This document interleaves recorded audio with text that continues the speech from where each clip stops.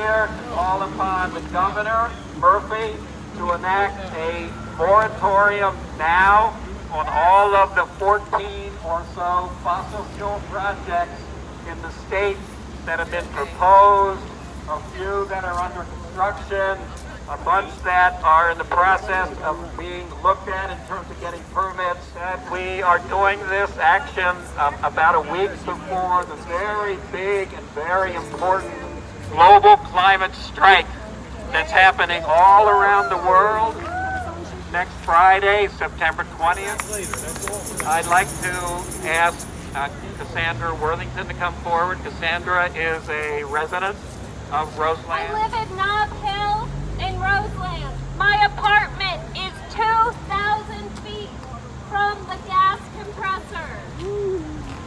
This compressor station pushes fracked gas through a pipeline and releases gas into our air when the pressure is too high. The last time the compressor was under construction, the company, Williams Transco, had to release a lot of natural gas. So much gas that the elementary school less than half a mile away was evacuated.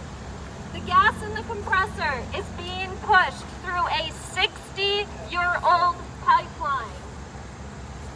I don't think there are many companies that I would trust with highly explosive chemicals 2,000 feet from my house, but I am especially wary of Williams Transco.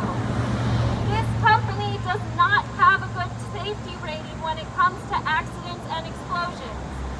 Now Williams Transco wants to expand the compressor station so it can push even more gas through a very old pipeline and even build new pipelines. Enough is enough. We need a moratorium on all new and expanding fossil fuel projects. We need an energy plan that transitions to 100% truly clean, renewable energy. That's right. It's time to put people's health above everything else. Thank you. It's my honor now to introduce Sister Danelle McCarthy. She is from the Dominican Sisters of Caldwell. In 2017, we heard that this was going to be expanded. Ted organized his group, and we went to a big auditorium with many, many people with hope in our hearts that they would listen to the 40 or 50 people who spoke for 2 hours saying that they did not want the expanded compressor. They took copious notes. They listened carefully. I don't think they understood, because we did get all the permits. They got all the permits they asked for. They're under appeal. Terrible chemicals are put in the ground. When they are finished drilling, the land is useless. It's an environmental project, from beginning to end, an environmental catastrophe. We're here standing in the sacrifice zone for the fossil fuel industry. We're here by a compressor station that, if there were a major accident, would affect or destroy homes within a 2,000-foot radius. We're standing by a compressor station that's sitting in the floodplain of the Passaic River that floods and could be inundated by water. We're standing in the sacrifice zone because the emissions that come from a compressor station includes not only things like nitrous oxide that makes ozone worse and sends our kids to the hospital with asthma attacks, but also everything from uranium gas to chromium and all kinds of runoff. We're here today because the battle over this compressor station is not over. We are still appealing it and fighting it, even as they're building it. But more importantly, we're here today to say to Governor Murphy, you say you believe in clean energy, you say you believe in climate change, then stop this compressor station now. You still have the authority.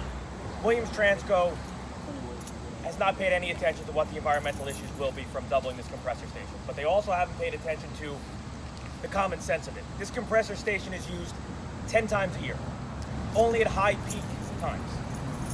So we even tried to employ them on their logical side. If you're only going to have this compressor station working 10 times a year, why are you doubling it? They didn't have an answer. Then we implored them, okay, instead of doubling the compressor station, why not invest the money that you were putting in this compressor station to renew and replace the existing pipeline, which is over 60 years old.